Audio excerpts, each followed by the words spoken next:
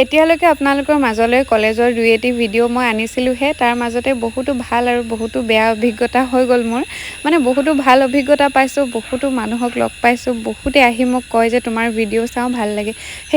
সেইখিনি যেতিয়া শুনো তেতিয়া আকৌ মন যায় কলেজলৈ আহিম ভিডিঅ' বনাম কিন্তু তাৰ মাজতে আজি মোৰ একদম বেয়া অভিজ্ঞতা এটা হ'ল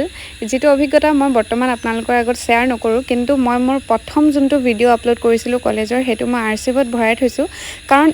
1 ছেকেণ্ডৰ এটা ক্লিপৰ কাৰণে মোক ভিডিঅ'টো ডিলিট কৰিবলৈ ক'লে আৰু মই নাভাবোঁ যে তাত মোৰ ভুল আছে কাৰণ তাত কোনো ধৰণৰ নটিচ নাছিলে যে